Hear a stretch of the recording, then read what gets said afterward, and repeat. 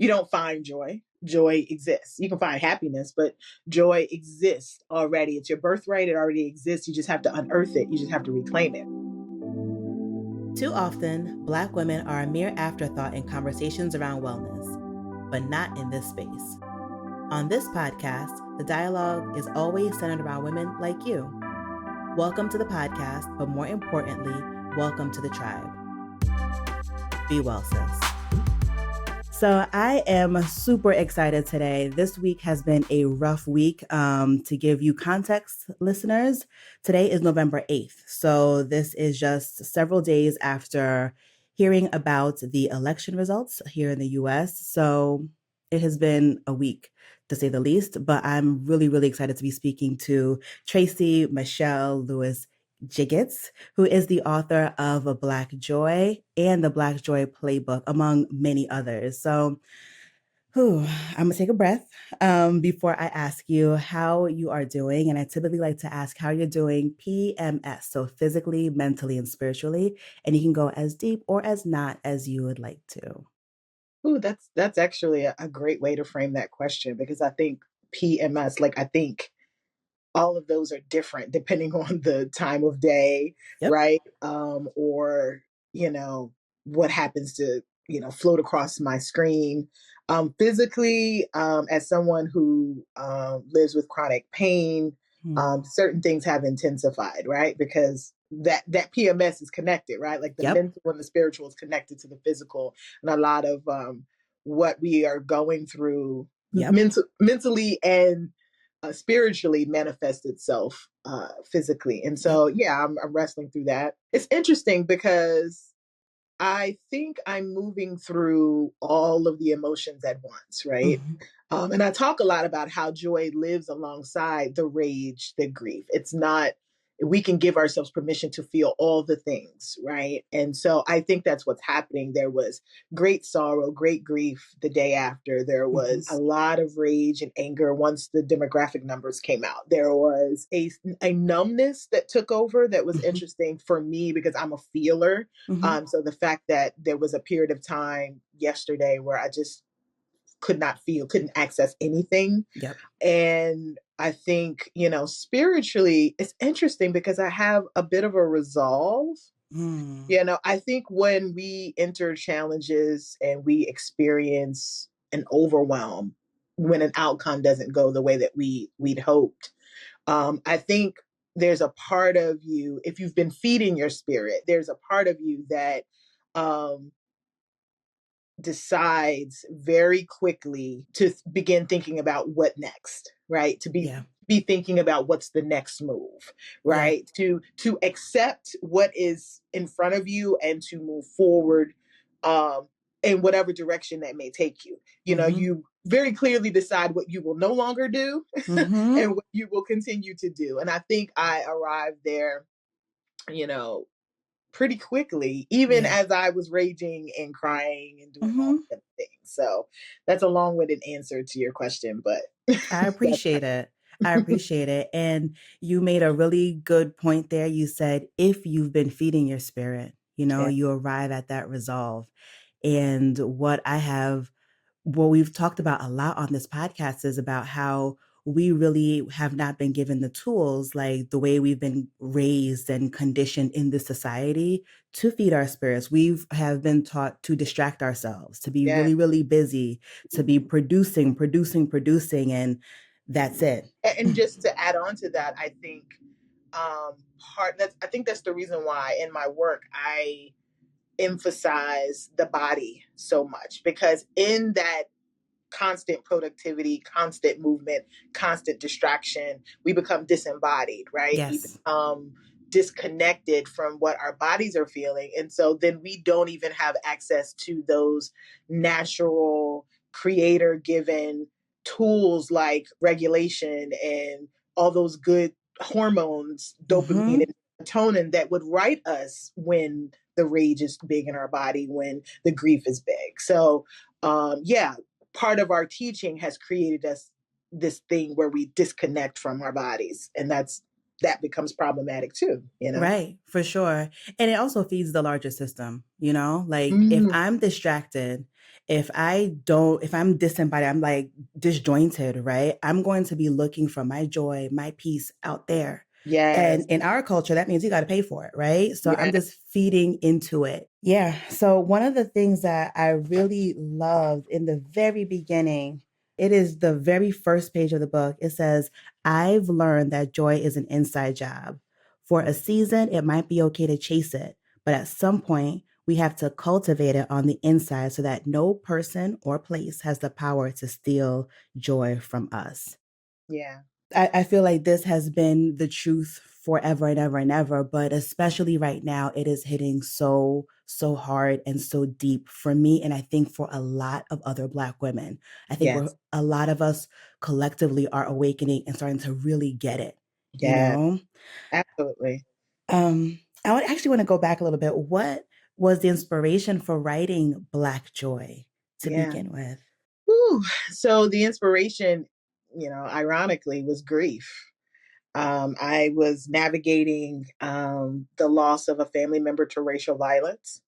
So In sorry. 2018, a white man walked into a grocery store in my hometown of Louisville, Kentucky, and decided that Black people would die that day. And one of Mm. those individuals was my cousin, but because she's of a certain age and I'm Black, my Auntie, aunt right? Vicky, Mm-hmm. um, was one of those victims. And so I think up until that point, I'd been writing about social justice and Trayvon Martin and Mike Brown and all these folks, but it was always in the abstract.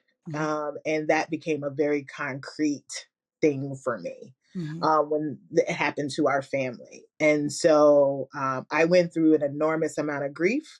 I didn't go into grocery stores probably for like 9 or 10 months after that. I was also doing diversity, equity, and inclusion work on the campus where I was teaching.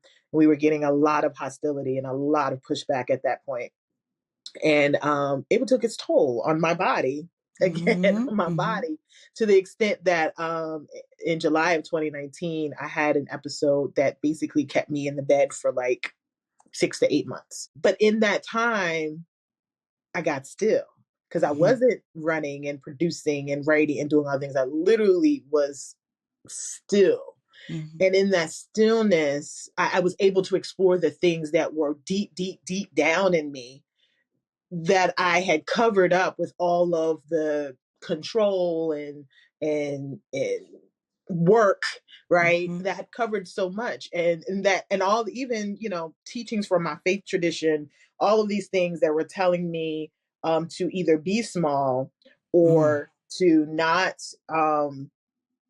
question, to like all of these things were now being pushed away, and I could really see deep down what had been missing. And Mm-hmm. then I went to my therapist, and my therapist asked me, what does joy feel like in your body, Tracey? And I Mm. couldn't answer her. I really had no good answer. I Right. could tell her what rage felt like. I could call up the thing, and I would be immediately angry. I would go from thinking it to feeling it. Same Mm-hmm. thing with grief. I could call up the thing, and I'd go from thinking it to feeling it. But if you'd ask me what joy felt like, and I was well over 40 years old at that point in time, I couldn't locate it. And so that began my work. Mm-hmm. I began to being very intentional about trying to locate joy. And of course, in doing that as a writer, I also began to look at, well, what does it mean to have joy in this country as a Black woman? Mm. What do I have to hold back?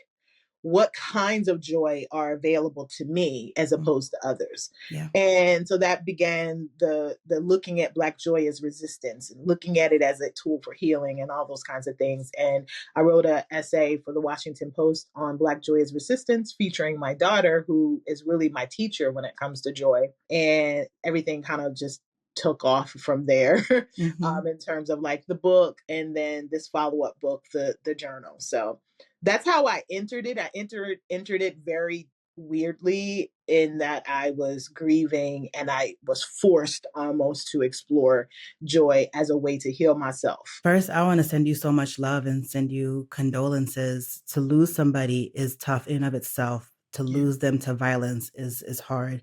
And then to add that added layer of it being racial violence. Yeah. Uh, I'm so sorry. And I, again, send you and the family so much love because I can imagine like if that wound could possibly be reopened over and over and over again, It just absolutely, because. with every mass shooting, Yeah. you know? Yeah. Yes. Whew. And in you finding joy or exploring joy through grief is so poetic. And I think about how I was taught. I was raised in a Christian home, and the ideology that I came up under was you can either be this or that. So Yes. you can be either sad or you could be happy. You could be either grieving or you could be joyful.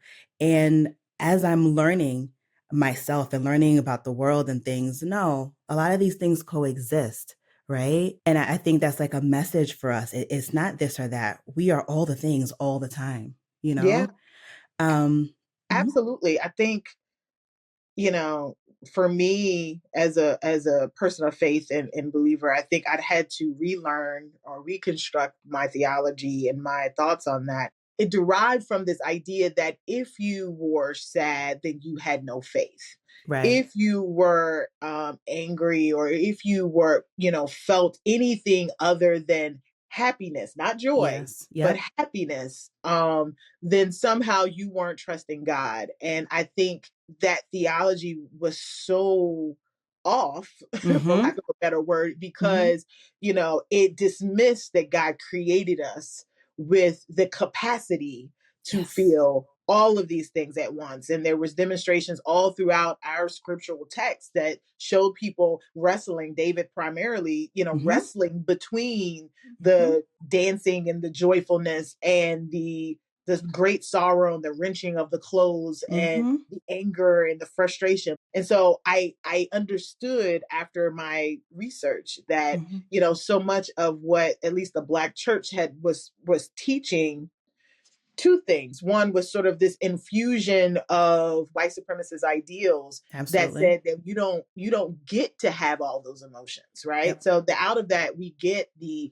angry Black woman trope. Mm-hmm. We get all of those things because you don't get to feel all the things as a Yep. Black person, right? Yep. But then also, and I can't forget this, it was also a mechanism of survival, right? Like because the system says you don't get that, what many of our elders were teaching us was a way to survive this world that doesn't allow you to feel all of the things at once, Yeah. right? Because if you get angry, then you could lose your life, Mm-hmm. right? And Mm-hmm. so I think that it was a tool for survival, a legitimate tool for helping us navigate the world that got wrapped in our theology, and also a result of this, white supremacist version of Christianity that we got.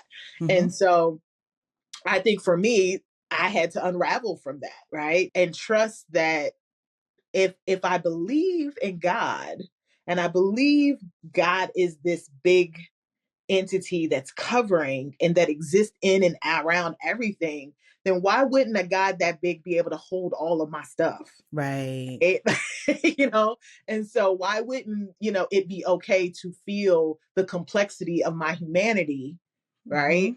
Mm-hmm. And hold all of those at once. Right. And low key, I think there were ways that our ancestors subverted that, right? Like if you think about our homegoing ceremonies, one Yeah. minute we're crying and Yeah. screaming, and trying to jump in the casket, and the Right. next minute we're at the repast telling stories and laughing and and and cracking jokes dancing and yes, and music. eating Yeah. well and rejoicing and celebrating, right? So we, in a way, while we're kind of verbally teaching these things, also we're subverting it in a lot of ways also. So it was like nuance in that way. Right. Right. Yeah, for sure. That makes perfect sense. I kind of want to go back to the question that your therapist asked you. Mm-hmm. Where do you feel joy in your body? Mm-hmm. When I read that, I was just like, oh, I don't know where I feel joy in my body either. So for those who are like, girl, what is that question even asking? What Right. is that question even asking? Like, what does it mean to feel something as an emotion in your body? I think the reason why we struggle with that and why I struggled with it is because we are disembodied, right? Like Mm-hmm. we're walking around here disconnected. Mm-hmm. So the idea of like feeling an emotion in our body, like what you mean, right? Mm-hmm. So really funny story. I figured out what joy feels like in my body by watching an episode of This Is Us. Mm-hmm. My therapist had asked me that question. I'd begun this journey of trying to figure it out, you know, didn't know how to pay attention to my body enough in the moment, because I was never present in the moment. I was always in the future or in the past. And that's how I lived my life. So I happened to be watching an episode of This Is Us, and I was finally present, I suppose, because I was thinking of myself as a writer and storyteller, and how this show had amazing storytelling, right? And I was invested in these characters, and I was contemplating that, and I was so excited, right? Like, I always tell the joke, like my husband kind of walked in the room and kind of backed out like Homer Simpson, like, like what else going like, on? I don't know, you need to be alone because you look here, I don't know what's going on. But like for me, had such a deep, it wasn't even like, oh, happy. It was such a deep presence of joy. Mm-hmm. But then I remembered the question that my therapist asked me. And so I said, And I noticed that like my chest gets like really warm, and I get like a little tingly, excited feeling in my body that I feel in my arms. And notice I'm talking about body parts, right? I'm talking about like, wow, like when I get excited, my stomach starts to do a little dance, right? And my chest starts to get warm. And I was like, oh. And so then I started to pay attention when those emotions started to, those feelings started to come up in my body. And I was like, oh, that's what joy feels like for me. And so I went back to my therapist and I was like, okay, I got it. I was like, this is what joy feels like in my body. Da, da, da, da, da. And she's like, okay. So take a snapshot of that. You know what that feels like now. You've accessed it. You readily know that it's available to you. So now call it up when you need it. So when you're feeling the rage, and you know what that feels like, right? And you're, because like even my eyebrows did it just now, right? Like, you start to tense up, your muscles start to get tight, right? Or, grief where you just feel like out of control, right? For me, it feels like everything, like I don't have control of anything, my body, my limbs, and I'm crying, like nothing I'm in control of. So, which is why I resisted. So, she said, when those other emotions are big in your body, just do what I ask you to do. Call up the memory of joy. Go to that place in your mind, because the beauty of our bodies is that it doesn't know the difference. It doesn't know that you're not actually sitting there watching. Our central nervous system is structured. That's why PTSD is a thing. We keep reliving the thing over and over again. Well, you can actually keep reliving that joy too. And what will happen is the joy then becomes a healer, because it will right size. It won't make the grief go away. It won't make the rage go away. It will just right size it. It will take its rightful place in our vessels, right? And it takes its rightful place, and now it's doing its work to balance, to bring balance. So now your rage becomes much more focused and much more righteous, and now you can very intentionally think about how you want to respond. Your grief becomes much more not narrow, actually more expansive, but its emphasis is on the love that you feel that created the grief, and not the pain that you feel that creates the grief, right? So joy does that work when we open ourselves up to allowing it to occupy space alongside those other things. But not knowing what it feels like means that we can't access it. We don't know where it is, right? And so then we just thrive on happy moments. And happy moments are dangerous, because happy moments can be going out to get drunk. Happy moments can be doing things that are harmful, because we're in search of the hit of dopamine, as opposed to the natural dopamine that comes from that undercurrent of joy. Oh my goodness. I was going to ask you, okay, so why is joy important? And you said, hold on now, don't even ask anything. I got you. Let me take it from here. Yes. No, you're not a rambler. You said what needed to be said. I appreciate that so much. Especially like I said, in this time, like people are like, well, I should be angry. I should sit with my anger, should sit with my grief. But also to your point, yes, the joy is important to make everything else much more focused and intentional. And there is a place for those things. And how are we going to move past or move through it in a directed way, in a guided way that makes sense for us and the collective? Whew. You said that your daughter was one of the people who essentially like taught you about joy, and I feel the same way about my kids, especially my little one, my 5-year-old. I since he was little, I said he's the king of self care. He knows what his body needs, and he does that thing. I We're love a that. loud bunch, and he will just get up whenever he's had enough. He'll just go sit in the den by himself. And I used to be like, "What's going on?" And now that he can talk, Mhm. he's like, "I'm okay. I'm just relaxing for a little bit, and then I'm gonna come back out." I love that. And I'm just like, the boy knows himself so well. We'll have movie night, and it'll be up past their bedtime. The oldest one is gonna stay up till forever. He's like, "It is 8:30. That is my bedtime. I'm out. Like I don't Right. feel. I'm done." And he's always looking to make things joyful and Mhm. fun. And it's been such a lesson because my husband was just like, "Girl, you take life too serious." I'm just like, "Well, if I don't, who in this house will?" Uh, but I get what he's saying now. Joy is just as important as, having structure and all of those things too. I need to model that or learn from them how to Yeah. be joyful. My daughter is very much a free black girl. She's a free black girl. I mean, and I think what I've learned from her is how to be present in that freedom, right? Mm-hmm. To choose to just dance randomly in the middle of the floor because you want to. Mm-hmm. Mm-hmm. And because it feels good to you, and or sing at the top of your lungs in the shower. And the Mm-hmm. thing is that part of reclaiming that for myself means that I had to go back into my own childhood and reclaim 10-year-old Tracey Yeah. and 11-year-old Tracey and 13-year-old Tracey, who had gone through a lot, right? But had also still had access to joy in a way that 49-year-old Tracey does not or did not. Mm. And so she taught me by seeing her and seeing so much of myself in her. I was able to then go to young Tracey and let her know, we're okay. We made it. It's all Oh. right.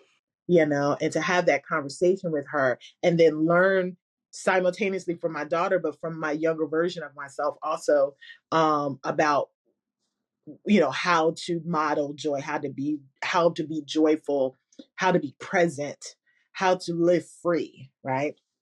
And so the first essay that kind of sparked all of this work for me was me and her dancing in a rainstorm in our yard. I understood the duality of black joy in Mm-hmm. that moment because I was very present and we were having a Gen X Gen Z dance battle going on, but at the same time I also was very much aware of people who might not enjoy seeing two black girls dancing in the yard, Yeah. right? And so a simultaneous that's black joy by definition, right? Otherwise it's just joy, right? Yeah. But Yeah. black joy this exists because it's a duality, it's an ever-present awareness that our joy is standing in resistance and defiance of something else, Yep. right? And while we wield it for our healing, regardless of whether we solve the problems of racism or not, that we should wield it for our healing.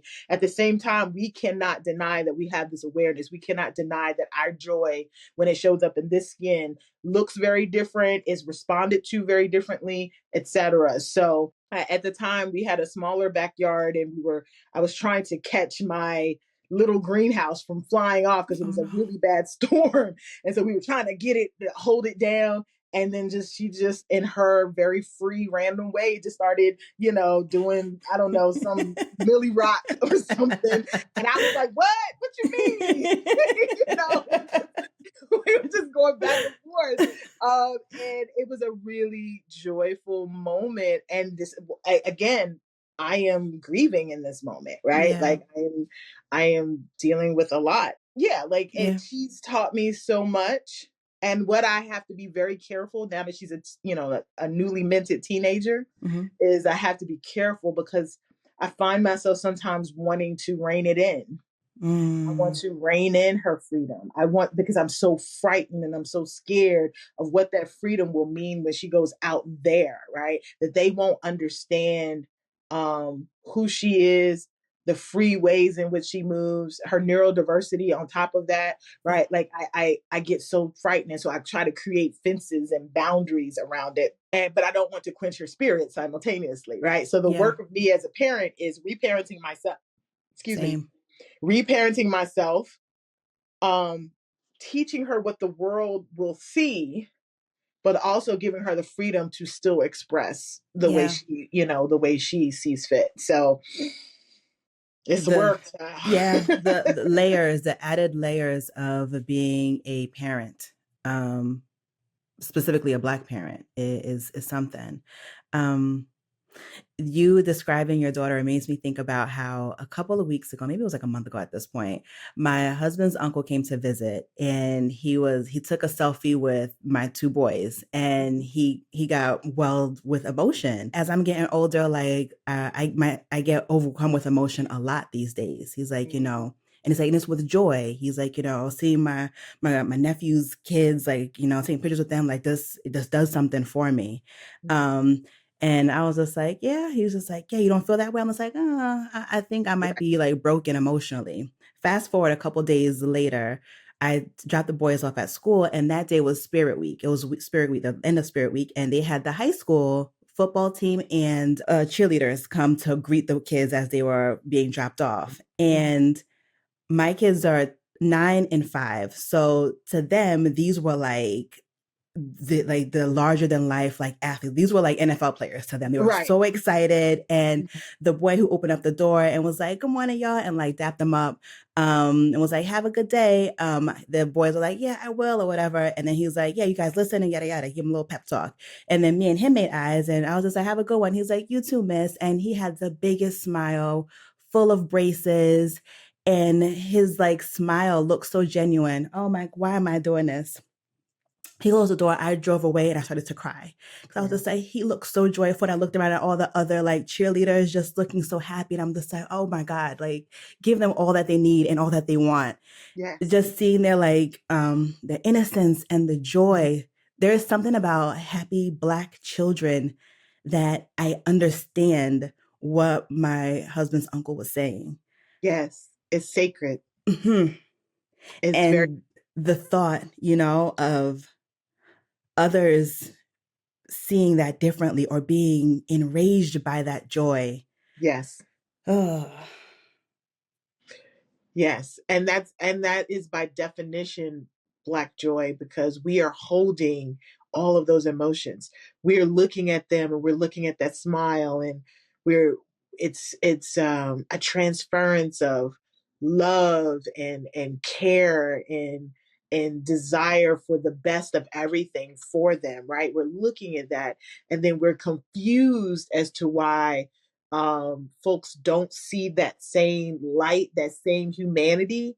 And so then we're enraged by our confusion, right? yes. And by definition, our joy looks different because we have to hold our joy in tension with the rage and confusion that people aren't seeing the same thing that we do. That. Right? And so I feel that I'm weeping myself because I feel that every single time my daughter goes, flipping across the yard, right? And doing all of her backflips and, and all of those things. And, she was talking to me the other day. She's kind of fixated on ballet right now. She's a performer. She's a theater kid. I She's a love it. performer. She's like, I think I need to add ballet to the mix. I'm like, girl, listen, okay. We got like 5 things on the list, okay. But now she's trying to get up on her toes and just the innocence, but I don't even think it's innocence. I think it's just the normality, the normalizing of normal developmental milestones, right? Mm-hmm. That we have to treasure because it's Mm-hmm. stolen, right? And other groups get to take for granted that that's just, hey, that's just 13, that's just 10, that's just 9. Yep. We have to treasure it. Yep. And hold it up as sacred because it has been stolen from us too many times. Yeah, for sure. For sure. When you were talking about feeling joy so we can bottle up for later, and how our ancestors kind of knew that some feelings could be dangerous for us, right? For us to really embody and express what's feeling to be dangerous. I think about my own mother, who I know loves me dearly, right? Because over the summer, I took a trip. Me and a bunch of other women, we went to Tanzania. And one of the women who was with me was my best friend. So my best friend since college. So she knows me pretty well. So she was taking pictures. Like we just were hanging out one night. She was taking pictures of us candidly. And she was just like, every time I want to take a picture of you, when you were laughing, I realized you quickly covered your mouth. You cover your face when you laugh. I didn't realize that about you. And I was just like, do I? She was like, yeah, I couldn't get a picture of you laughing. And I realized because when I was coming up as a kid, my mom did not like that I laughed loudly. Mm, Where she came from, that's dangerous yes. for your joy to be too loud. You have to reel it in. So because Right. of that, because I naturally like I cackle when I laugh, like Hmm. I catch myself like, oop, let me just bring it in. And that Yeah. means physically covering my mouth. And I realize I do that just in life. If anything feels too good, I'm like, hold on, what's coming next? That is, that's me to a T. I think I didn't smile in pictures for,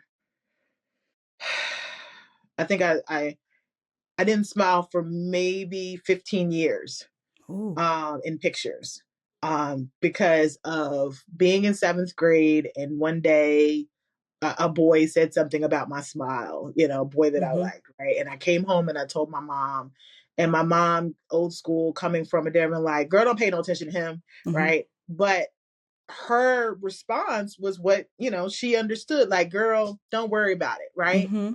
But there was no pouring back into me, right? So Yeah. that there was no let me tell you why your smile is beautiful. Let me tell Yeah. you that, because for her it was like survival mode. Girl, you just don't pay, you just ignore it, you Yep. just walk away, you just like right there, because that's what was a survival mechanism for her and Yep. for the generations that came before.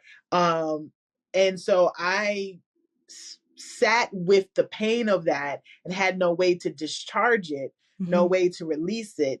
And so I didn't smile again until I was 28. And the reason why I know, because somebody had actually captured a candid picture of me at an event and I was smiling huge, Mm-hmm. right? And I didn't know they took the picture. So, you know, I'm just and I'm smiling so big, and I stared at the picture and I realized I had not seen my smile in Captured. Yeah. more than a decade and a half. And I was like, oh wow. So again, I began to intentionally just smile and see what happens. Mm-hmm. You know, smile and see what happens. You know, and then I would, you know, get people say, "Oh, your smile is beautiful." Oh my goodness! Like, and I was like, oh. So I had allowed that to fester in me. So I totally 100% get that, and I don't Mm-hmm. blame our parents. I No. just think that, again, what was survival for them, Mm-hmm. right? You know, things get passed down. This transgenerational trauma, Yep. transgenerational, intergenerational even Mm-hmm. trauma is real. Epigenetics is real. There are things that are passed down in our DNA. That said, joy is also transgenerational, right? Yes. And so I have the ability now to, as soon as I recognize what's been passed down to me, I have the ability to alchemize it, right? And turn it into a generational joy, Mm-hmm. right? With the awareness that this is what existed, and this is sometimes how you have to be strategic in the world, but it's out of a state of consciousness, right? Like if I Yes. choose not to laugh, you choose not to laugh loudly in an environment that doesn't feel safe. That is a Right. strategic choice because you understand what could happen, as Yep. opposed to you hindering your joy or capping Mm-hmm. your joy in every space because you're not conscious of Right. why and you do that and where it comes from. So Yeah. I think, unfortunately, we do have to be strategic as Yeah. and conscious as Black folk, Yeah. but we still have access to our joy, and we can wield it. Now, part of that is you can laugh really, really loud in a space that's unsafe as a form of defiance. Like you're gonna get all of this cackle and all of this Truly. laughter, right? But again, you're conscious, you're intentional. It's a strategy. I know you don't want me here. I know you think I don't belong here. So I'm gonna actually be my blackest self in this space Yes. Yep. because I, as a form of defiance, and and sometimes it's not even resistance and defiance. Sometimes it's an intent to normalize. You're gonna normalize. And when I talk to corporations and organizations, I tell them, you know, it's just as important to normalize the way joy shows up for folks, right? And be okay with Black joy or queer joy, any of these other kinds of joys that show up. Be okay with it, and it becomes normalized in the culture. And then it's not a thing The that we thing. have to hide, right, or to navigate. It becomes just a norm for our culture. So yeah. Oh, for sure. I was thinking, joy also brings clarity, like when I'm like joyful and I really am able to allow myself to embody that joy, like I'm clearer, I'm more creative, like I'm able to better navigate this hellscape. You know what I mean? Like yes, all of I, that. and this in light of the election, like I think a lot of people, of course, have been asking me, how do we find joy in this moment, right? First of all, you don't find joy. Joy exists. You can find happiness, but joy exists already. It's your birthright. It already exists. You just have to unearth it. You just have to reclaim it, right? So that's number one. That shift in mindset, that in perspective.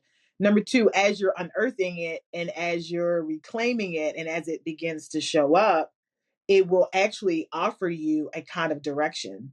That's the reason why I consider myself a contemplative, in that I believe in the power of stillness and quiet to focus and to get to hear and to get clarity. And so I think that when we're in joy, when have allowed joy to show up, it definitely gives us the space, right, in our brain to be able, like I said, it right sizes you, right? So it gives you the space to be able to then direct yourself in whatever you need to do. And so I think in the light of this election, I think that joy can be very strategic, but it cannot be a mask. It cannot be camouflage. It is not an escape. I love that Cleaver Cruz of the Black Joy Project just recently posted something about it's not an escape. It is not an escape. It's not a mask. It's not a narcotic, right? Not how we approach it, right? It is not something that we grab in order to not feel the other stuff. Right. So folks who are rage and anger, if you're approaching like joy, like I'm just going to go, what you're doing actually is just accessing temporary happiness, right? In order to distract yourself.